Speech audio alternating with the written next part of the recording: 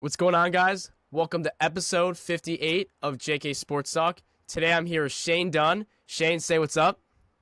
What's going on, everybody? This is awesome. Yeah, so he is a new guest on our podcast. We're going to bring him on a lot more.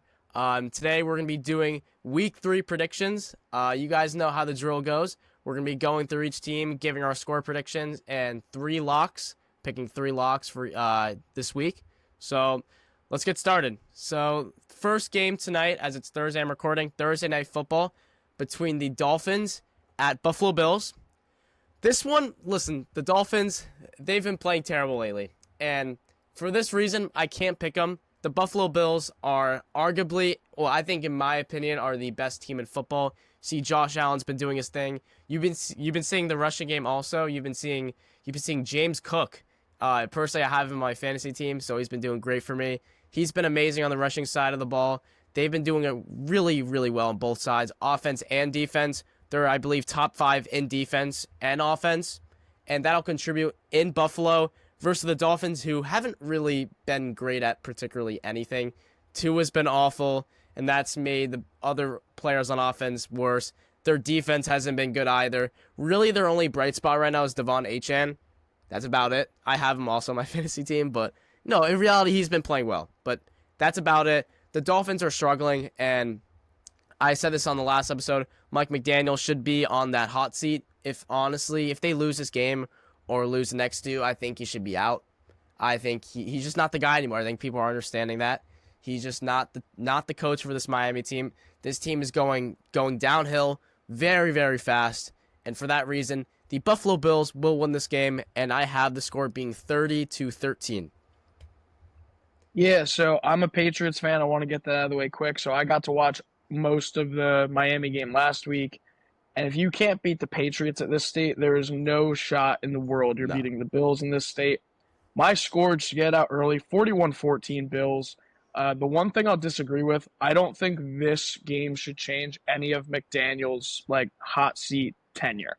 Because it's the Bills. It's like you're playing the Super Bowl favorite. You're playing, not the favorite, but you're playing the biggest favorite in week 3 betting wise. I think the boos will get a lot louder for McDaniels, but I also don't love that.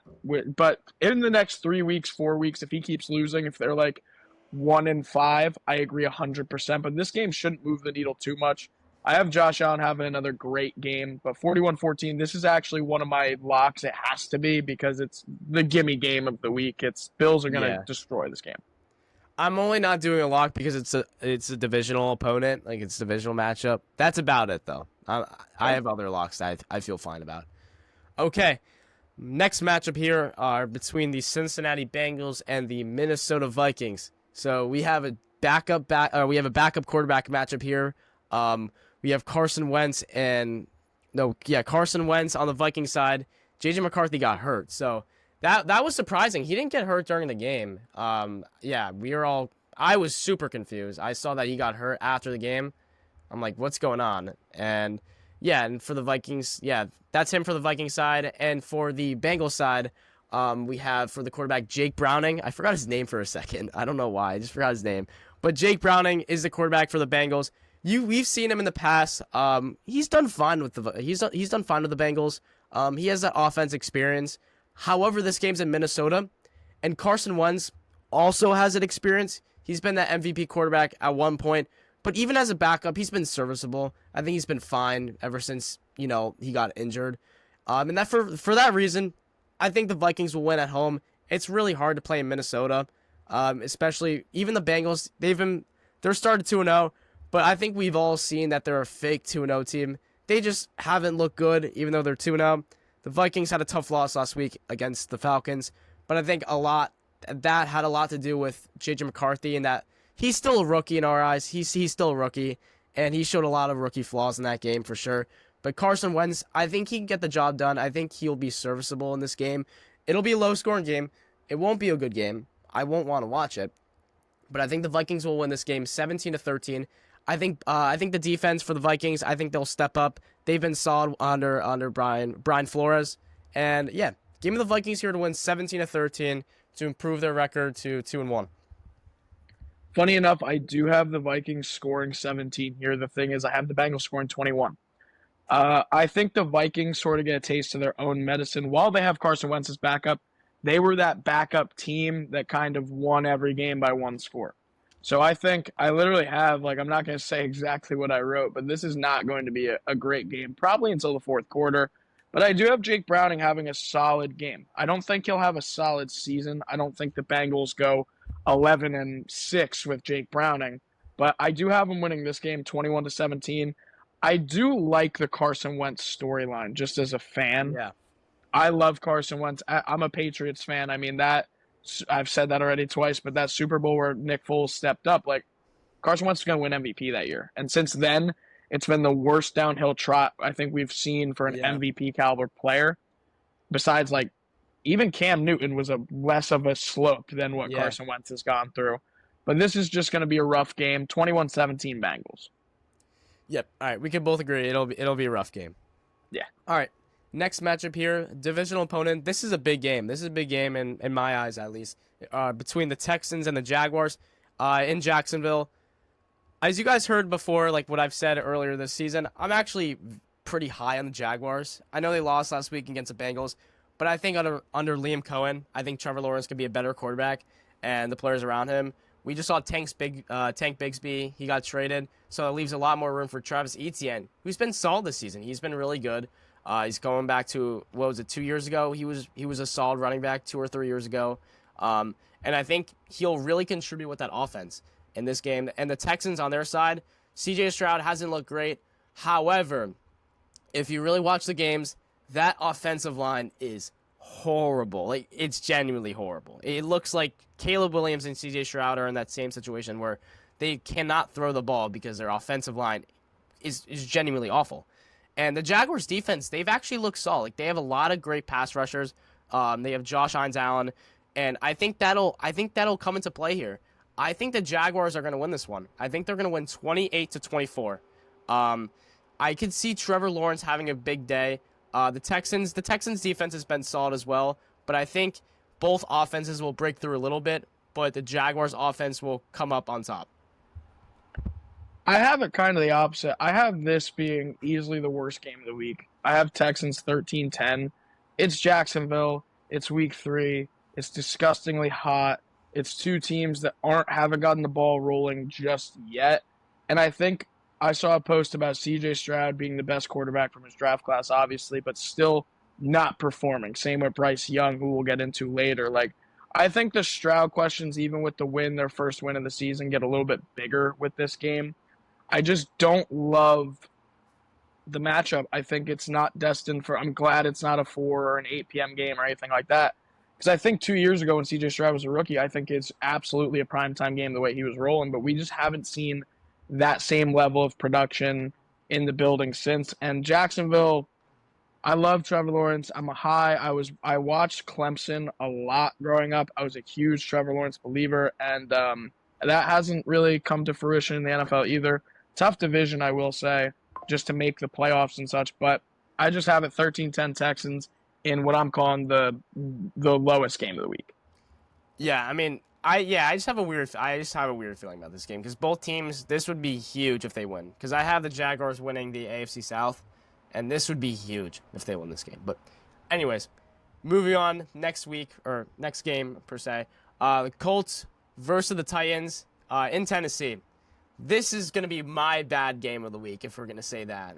This one's going to be bad. Them and the Vikings game. I have the Colts winning. I think the Colts will improve to 3-0. I love this Daniel Jones story. I'm not going to say I totally loved him in New York because I'm not a big Giants fan, but I've had like a little bit of a soft spot, at least for Daniel Jones. And it's cool seeing him perform now that he's not on the Giants. I just have a hatred for the Giants a little bit, so it's kind of nice seeing him do well. And I think they'll improve to 3-0. Whatever Kevin O'Connell did with him in his short stint in Minnesota, yeah, it's working. There's something, Kevin O'Connell has to be studied. There's something going on. It's something going on in Minnesota. It's awesome. But anyways, I think that the Colts will win this game. They'll improve to 3-0. They're the story of the league so far, that they've been a shock, to say the least. And, yeah, on the Titans side, Cam Ward, again, he's looked like a rookie a little bit, but he's shown some flashes. But that whole Tennessee situation isn't good. That offensive line isn't great. His receivers aren't helping. Even Calvin Ridley's not playing well. And I think that offense will get shut down again. The Colts defense also has been looking good too. The Colts defense, they have a new DC. I believe he was the Bengals' old DC, and they're looking like a complete different defense here, and they're gonna shut down the Titans. They're gonna win this game 21-13. It won't be a fun game. Daniel Jones might not have his like a big stat line, but he'll do enough to win. They'll win 21-13. I don't have it written down. I'm pretty sure Jones has, I believe it's 5 touchdowns, no turnovers. I don't think he's The wildest stat line for Jones to like you said, it's the story of the league. I think the Indiana Jones saga kind of continues. sick. Yeah. I have 2 touchdowns from Jones happening in this game. I have that written down. And also, with these I'm not saying industry plant things from the league because this has just been a beautiful story, but they also have the refs. We all saw how the game ended last week. Very weird fashion, the repeat field goal at the end. The momentum is in Indianapolis's hands, and the Titans are just not good. I have them kind of like for lack of a better term, dumpster fire, sort of like how the Jaguars were a few years ago when all their players, after they made that playoff run with Bortles, all their players leave. They have a promising team, but they just can't perform. I have the Titans actually repeating this has nothing to do with my prediction. I have the Titans repeating with the number 1 overall pick this year. I think they're that bad of a team. I don't think there's a worse team in the league with a schedule like they have. I have the Colts winning 24-10, no questions about it. Indiana Jones continues. Glad we can agree on something. I feel like we've disagreed on a lot of things. Yeah, no, the Titans, you're totally right. The Titans, yeah, they definitely could. I think personally, it's either them or the Saints. The Saints are terrible too. But all right. Next up, we have the Raiders at the Washington Commanders. Both teams have looked a little shaky. At least both teams looked shaky last week. The Commanders didn't do well. They got the score doesn't say it, but they got smoked versus the Packers. And then the Raiders the Raiders didn't play well last week at all. 2 teams that need to bounce back for a win. This is in Washington. Why did I say however? The Washington Commanders will win this game. It'll be a low-scoring game. I don't really like a lot of these matchups this week, to be honest. Not a great matchup week. They'll win 24-16. I think Jaden Daniels actually has a few. I think he could. This is a game where I feel like he could have 2 rushing touchdowns. I think Jaden Daniels has a big fantasy day, to say the least. Maybe not a lot of great days for the receivers or Bill, I'd like to call him. You know about Bill? Yeah, I know. I'm not familiar. Tell me. All right, no. Okay, I have to remember his name. So he's the Commanders' running back. He's their new running back. Okay. They call him by Bill. Ja'Cory Krosky Merritt. Yes. But he goes by Bill. It's something funny. The industry plant of the NFL. I've seen that as well for him. Yes, I've heard of this. Yes, correct. Yes. But I think Washington picks up a fine win here. The Raiders looked bad last week. Geno looked horrible. He didn't look good from a Seattle fan. It's tough to see him. Even though he was shading the Seahawks a little bit. I don't know if you saw that. He was talking a little shit. Which, maybe karma a little bit. But anyways, the Raiders, I don't think they're going to win this one. I think they're going to fall to 1-2. If they start 2-1, that'd be very impressive. That'd be definitely overachieving already. But I have the Washington Commanders getting a nice win here, getting back on track a little bit, 24-16. I think that defense steps up for Washington. Maybe pick off Geno another 2 times. I have it a weird score, 28-19 Commanders. I do think this is a Ashton Genty coming out party, even with the loss. I'm saying 80-plus yards. He finally has that game where people are like, he maybe has a play or a long touchdown. People are like, okay, I'm high on Ashton Genty. I liked his quote about it's tackle football regardless. So if you're going to draft anybody, draft a guy who can't be tackled. And that's me moving his words around a little bit, but that's kind of what he said. But I still do have Washington coming out and winning this one, getting back to their true form. I don't think Jaden Daniels is a flash-in-the-pan type of player. I don't think last season was a fluke. I think they're in a tough division.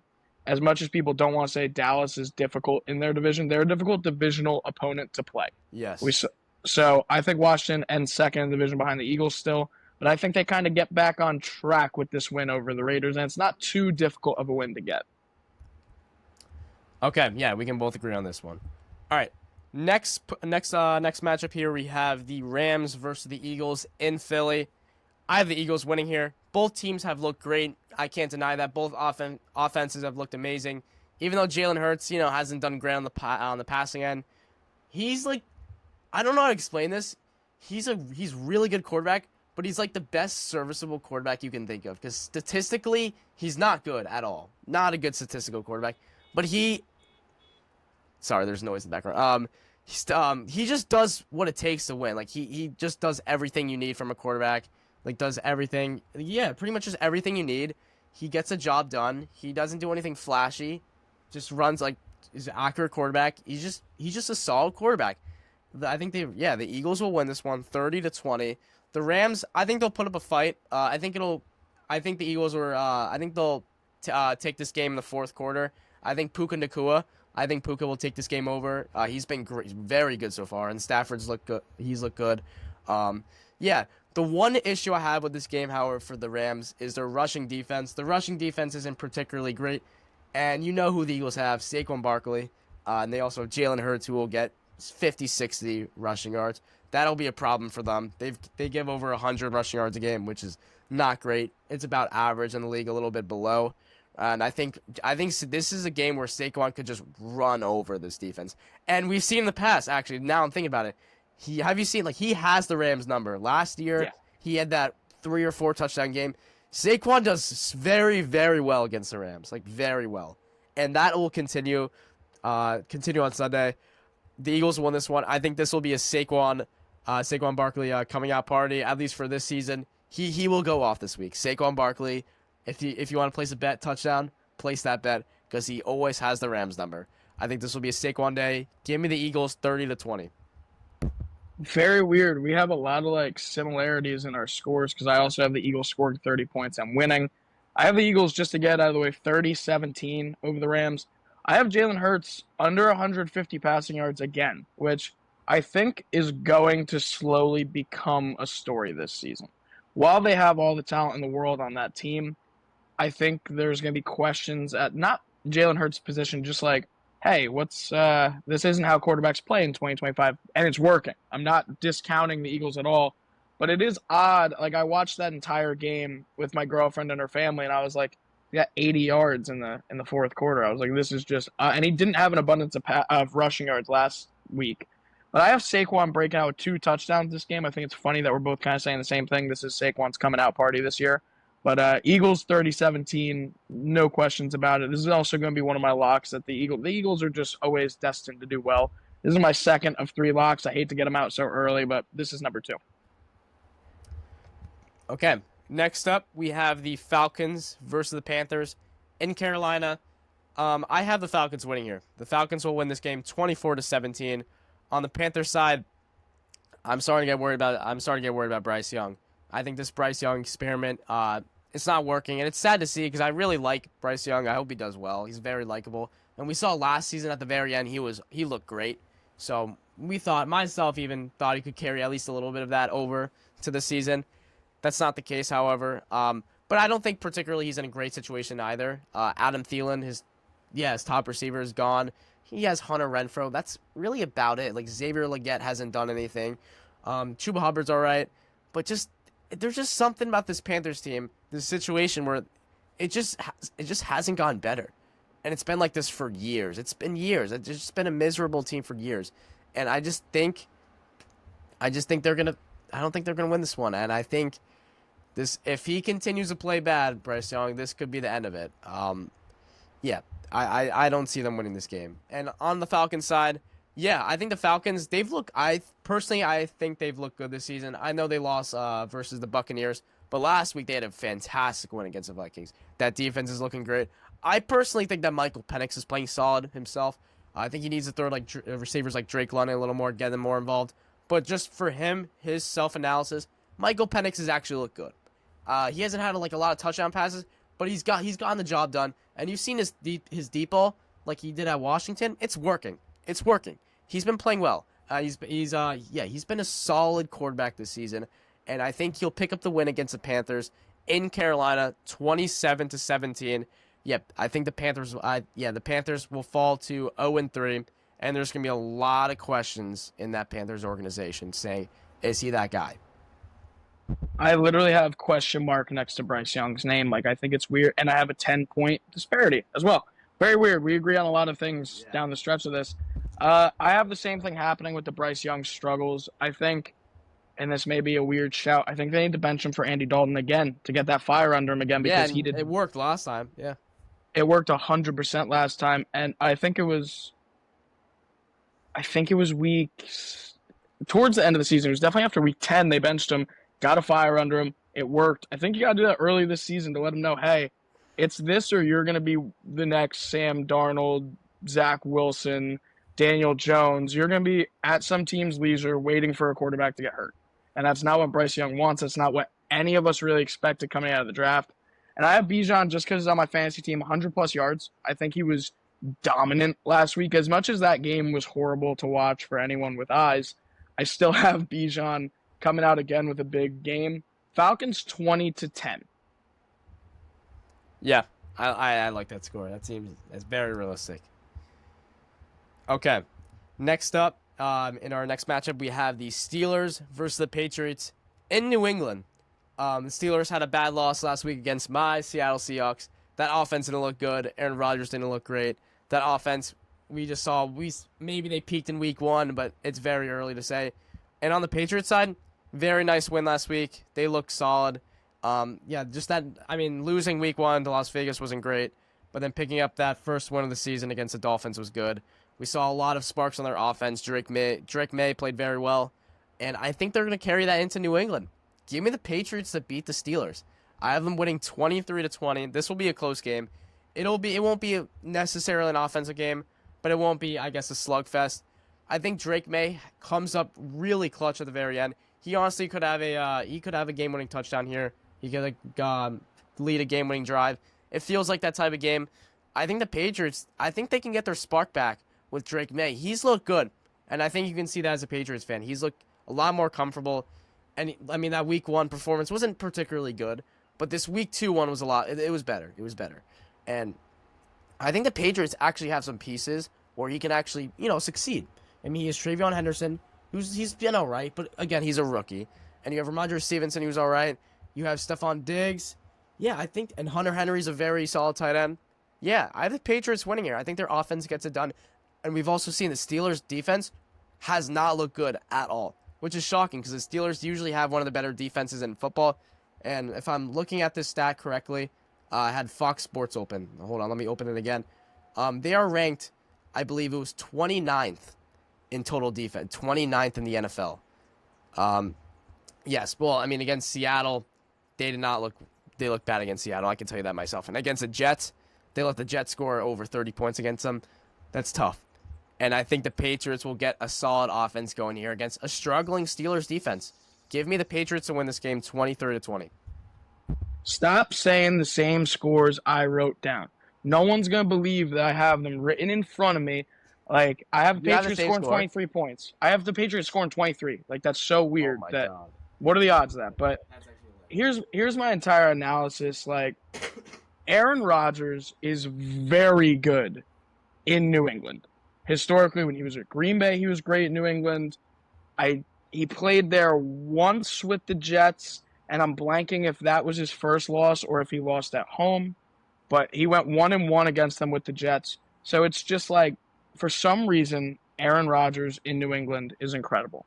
I don't care, though. I have him having a dud this game. I think that first week, everyone was like, we got prime Aaron Rodgers. No, you didn't. He's like 47. Fluke. Like, it's impossible. But the big storyline of this game, I have Drake May having 2 passing touchdowns. That's not even the big one. Anybody who's a New England fan is very terrified about our kicker, Andre Borregales. Very, very, very shaky game last week. Missed, I want to say 2 extra points, hit a field goal, but then messed up the kickoff. He didn't get it in the landing zone in the fourth quarter, which could have easily led. They got the ball to 40.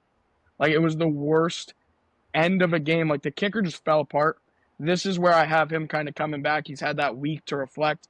I have the score 23-14 because I have it 20-14 for a while. He hits a kick like towards the end to make it a 2-score game to put it out of reach with like a couple minutes left. and Borregales kind of gets some of that respect back, keeps his job for at least the next couple weeks at the very least. Patriots 23-14 over the Steelers. Shout out Lorenzo. He's going to see this and hate me, but Yeah. no problems Oh my there. God, I've been seeing his Instagram stories. So funny. So I funny. was Shout out trying. Lorenzo. Yeah, shout out to Lorenzo. I was so happy when the Seahawks. Well, just especially when the Seahawks beat the Steelers. I was thinking of Lorenzo. Is he gonna rant or something? It was just funny. He just took that one on the chin, funny enough, Yeah, too. he He did. didn't He say didn't really do anything. any. I was kind of surprised. He didn't really post anything about it. I mean, he was against the Jets. Oh my God, he was on one. Like actually, it was hilarious. I had to literally tell him, I'll put it in the podcast, I don't care. I had to tell him, stop cursing on social media.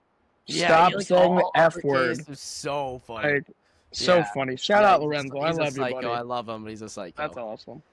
All right, next one here. This is gonna be my first lock. Finally have a lock for me. The Packers versus the Cleveland Browns in Cleveland. I know it's sometimes a tough place to play in Cleveland, just surprising enough, but it's the Packers. They're probably the second best team in football. They'll dominate this game. 27-7 is my score.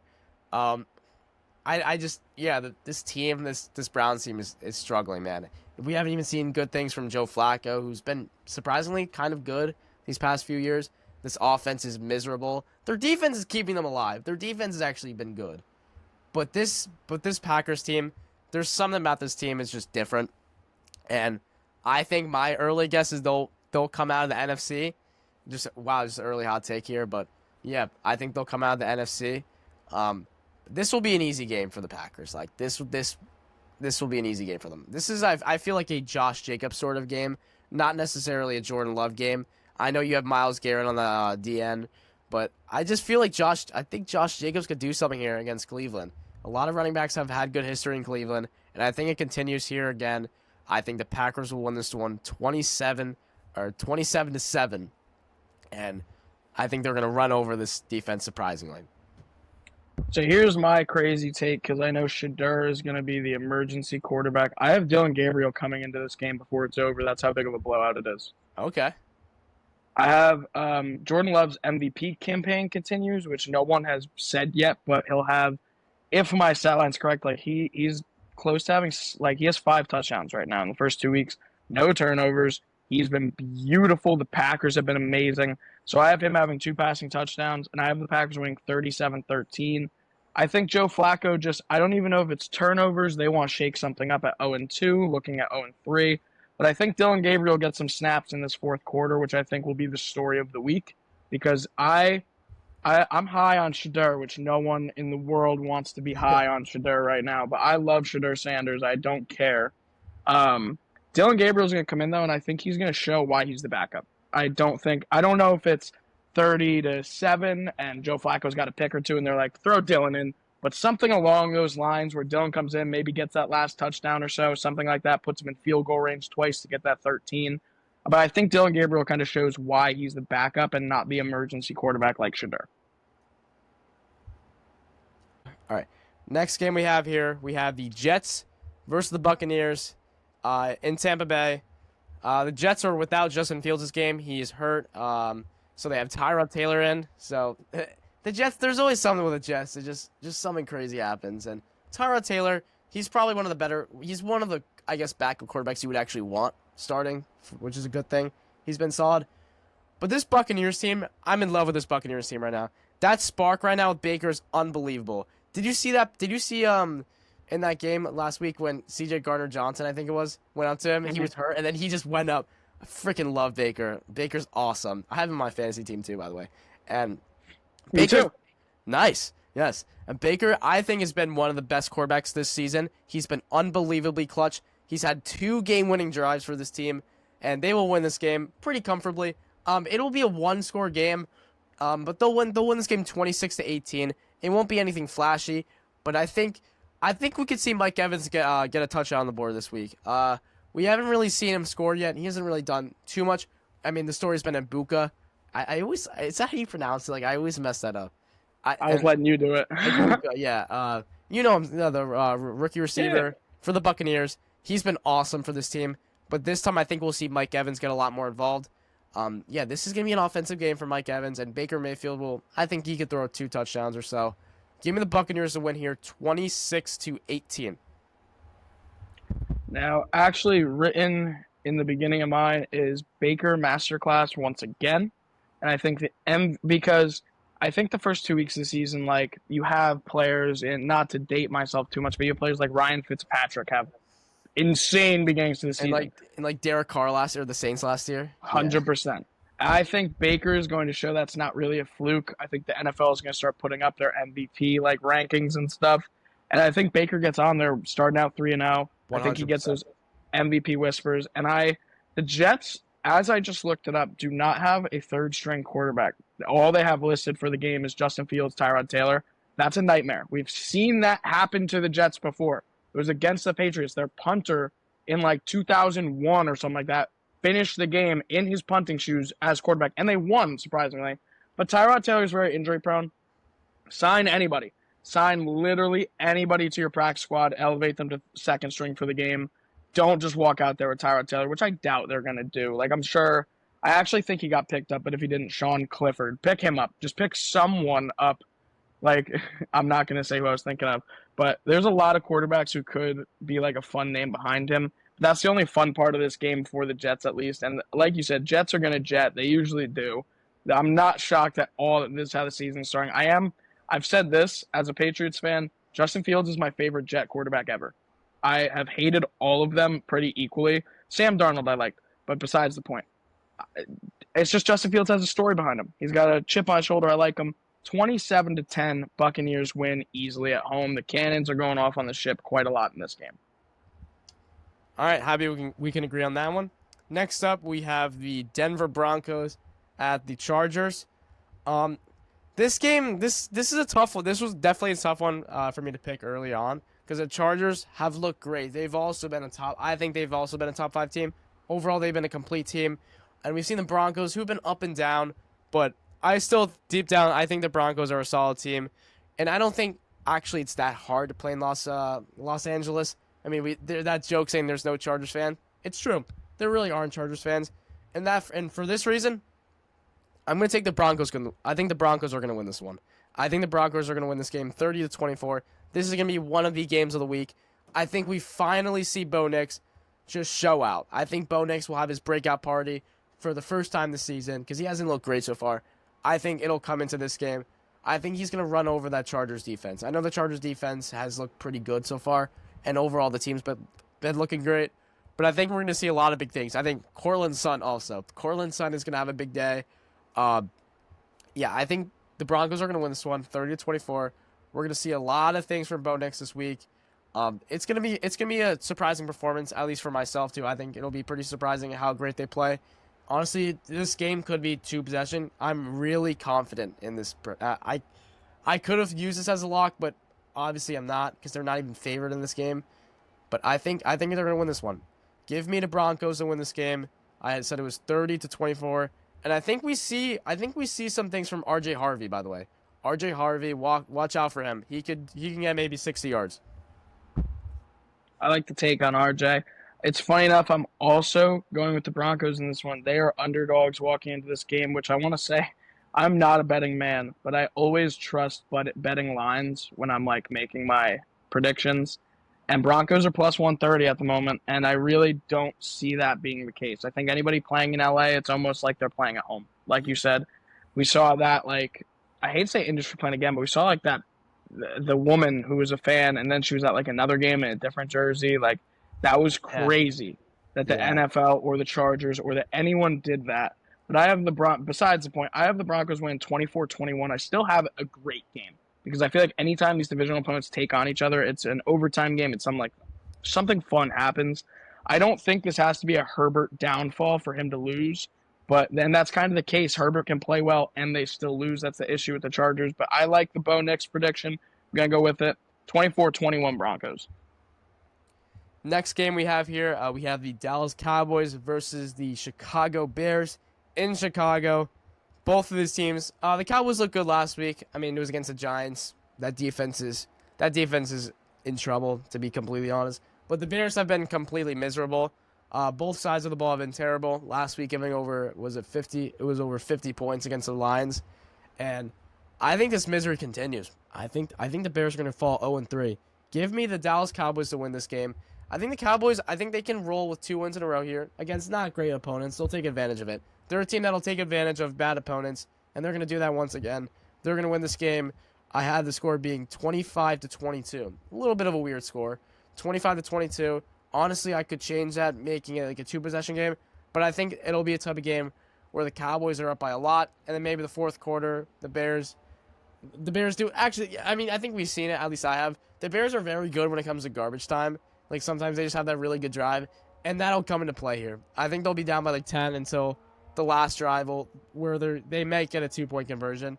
But I have the Cowboys winning regardless. I think Dak Prescott has a good day, and I think CeeDee Lamb has a big day as well. 25-22. And we've seen also, before you go, Javonte Williams has been another story. There's been a lot of it's been the Kyle Pitts situation saying it's Javonte's year, but this year he's been really good out of nowhere for no reason particularly. But in that case, the Cowboys will win this game 25-22, and a lot of Bears fans are going to start hitting the panic button. Just in general, they're just going to start hitting the panic button. 25-22, the Dallas Cowboys will win this game and improve to 2-1. Yeah, I couldn't have said better myself. I have Dallas winning as well in a little bit of a bigger disparity. I have it 28-19. Don't ask me how the Bears get to 19. That's just what my gut said. But I agree with the panic button take. I just don't think that it's going to be, let's get rid of Caleb Williams. I think Caleb Williams has all the time in the world with Chicago. He's their first quarterback since, let's be honest, Mitch Trubisky was the only one people really looked at in the last 10 years. Like, this could be the guy. Caleb Williams is the first guy since then, but I still have it where Dallas wins in the way they do. I do want to say this. It's going to come up with the last game. Is Dallas bad and they let the Giants bring them to overtime, or are the Giants good? You'll get my take on that in a couple minutes, but I do think that I'm not going to spoil it too much, but I think Dallas kind of shows that overtime game wasn't too big of a deal. I don't think it's a panic. I think some people panic. They're like, we just let the Giants almost beat us. And that's terrifying because I saw the last time that the Giants beat Dak was the Nintendo Switch hadn't been released yet. Like, that's a real stat. It was like 2017, maybe? Yep. Yeah, like it was, or the version of the Switch. I saw a post about it. It was the most ridiculous. I love those dating losses things. But I have Dallas winning here over Chicago. And also, Chicago's getting a new stadium. I have to bring that up, with a closable roof. After a lot of thought, I hate that. Just wanted to say that. If anybody from Chicago's listening, I don't like that you guys are moving. I hated your stadium. Like, because it's old. Not because it was bad, nothing like that. Just I don't love old stadiums that aren't like Lambeau, for example, and they renovate them all the time. They needed a new stadium. Why are we putting a roof on the thing? Kind of sign of things to come. But I agree, panic button for the Bears. Dallas wins this one easy. All right. Next up, this is going to be my second lock of the week. It's between the Saints and the Saints and the Seahawks. The Seahawks will win this one. As a Seahawks fan, I don't see any reason we should lose this one. I have us winning 30-17. The Saints, they're just awful. I mean, Spencer Rattler, I like him. Hope he does well, but he won't do well against the Seahawks defense. Because I'm gonna go on here saying this Seahawks defense is very good. Right now, we are playing unbelievable. This is the best defense I've seen in years. Being honest, years. I mean, against Week 1 in against 49ers, we looked good. Our defense was good. It just came down to Tariq Woolen. Tariq Woolen sold that game. Just one drive. Still, we gave up 17 points. Not bad. Had a few turnovers also. And last week, against the Steelers, everyone's saying the Steelers' offense is looking very good. We shut them down. Rodgers had 2 interceptions. We had that, you saw that kickoff thing, what happened? Yeah. In the target zone, whatever. Yeah. But our defense is looking very, very good. And Mike McDonald, his defensive coordinator skills from Baltimore are coming into play. I'm starting to see it. Because I remember the one big thing from us as a Seahawks fan, our defensive roster is very good. Very, very good. We rank up there. I'm not going to say number 1, of course it's not, but top 10. But we always underperform, and I don't know why. But I think this is the year where defense is going to actually play very, very well. The best defense since Legion of Boom. Not as good as them, no way. But it'll not really compare, but it'll be behind them. But anyways, I had the Seahawks win this game 30-17. I was happy to see how Sam Darnold play last week. I know he had 2 interceptions, but that was in the first half. The second half, he looked good. He looked good in the second half. It looked a lot more comfortable. We saw a few athletic plays from him. It was pretty good seeing that. And we saw Kenneth Walker finally break out. That was big. That touchdown at the end was awesome. It was awesome. And Jackson Smith and Jigba has looked great. He's been our receiver one for sure. And Cooper Kupp had a good game last week. I think this offense will start coming together. It depends on our play calling because the play calling hasn't been great. The Seahawks will win this game 30-17. Saints don't really show a fight. I have the same type of thing happening. It's not my last lock. I'm saving that one for a little bit. But they are the 3rd biggest favorites on DraftKings this week in the Seahawks. It's the Saints are just running into a buzzsaw of a defense, like you said. I have it 32-10. I have the Saints not even putting up, or they put up double-digit points, but bare minimum type of thing. Not too much to say. I think Sam Darnold, it's going to be his season. I think the Seahawks are like the 49ers, and I know in the same division you're going to hate this maybe just off the beginning, but I think they're like the 49ers where you can put a quarterback in that system and it will work, and luckily enough they have a good quarterback in the system. Yeah. So, yeah, that's what happened last year. I mean, the last few years with Geno Smith. Like, I haven't really seen bad – I'm going to sound kind of spoiled as a Seahawks fan, but I haven't necessarily seen bad quarterback play in a lot – actually ever. Because Russell Wilson wasn't bad. His last year, he wasn't – I don't even think he was that bad. Geno was good for a few years. And Sam Darnold, we'll see, because he got a big deal, hopefully. I want him to do well. I'm praying he does well because we paid him a lot of money. Maybe overpaid him, but all right, not the point. Next up, we have four more matchups left. Or actually, 3 more, excuse me. We have the Cardinals at 49ers. Mac Jones looked great last week. Mac Jones looked very good. I know it was against the Saints, but again, this isn't. Yeah, you're right about the 49ers. Quarterbacks can go in there and play well. And that's the same situation with Mac Jones, because Mac Jones was good at least for 1 year. So we know he could be decent. And for this case, I have them winning 26-20. I think they'll actually win this one. I know the Cardinals have looked good. The Cardinals have actually been a good team this season. We've seen Kyler Murray play well. We've seen Trey McBride play well. We've seen Marvin Harrison do some things also. But the Cardinals never... Like, here's the thing. The Seahawks and the 49ers run this division. We have the Cardinals number every year. The Seahawks haven't lost to them since 2020. The Seahawks never lose to the Cardinals. Neither do the 49ers. And in this case, it's going to continue. The 49ers will beat the Cardinals here, 26-20. Even with the backup quarterback, I think their defense comes up big as well. I think they'll come up big in the right time. I think it'll be a close game. It will be a close game, and I think it'll come down to the last few drives in which the 49ers will take over. I think Kyler Murray just kind of folds when he needs it. So I have the 49ers winning here, 26-20. I think they start, they start in 3-0. 3-0 for them. That'll be a really good start for San Francisco. As you can predict, I'm very high on Mac Jones. I loved him in New England. I thought he didn't get the chance he deserved in Jacksonville. And I think San Francisco, he's not Brock Purdy 2-0 because he's not Mr. Irrelevant. But Mac Jones is definitely, if he can keep running with this, Brock Purdy might be on the sideline for a little bit longer than anybody wants in San Fran. I have San Fran win 2017. I have Mac Jones throwing 2 of those touchdowns. I don't have them running one in. I have Mac Jones was on fire last week. I have him continuing that, whether it's a Fitzmagic type of run like I mentioned before, or if Mac Jones is the new quarterback of the 49ers, we'll see. But I'm very excited to watch this game because my team plays at 1. I get the pleasure of watching Mac Jones and my team because Mac Jones, we're all forgetting he's a Pro Bowl quarterback. And yes, so is Tyler Huntley, Snoop. But at the same time, Mac Jones was getting to the phenomenal rookie and sophomore quarterback level, and then he loses Belichick. Belichick was just a nightmare towards the end, and I'm happy to say that as a Patriots fan. I have no problem saying that. But I have Mac Jones kind of, it's kind of his time in San Fran possibly, and this would be every game he needs to prove that if he wants it to be his time. So I have 2017 Niners. All right, we're starting with prime time, second to last matchup here. We have the Chiefs versus the Giants at MetLife in prime time. The Giants home opener is going to be an absolute disaster. The Chiefs will pick up their first win against the Giants.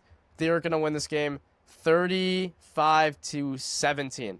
I had a score here, but I don't agree with anymore. 35-17, and this will be my third lock.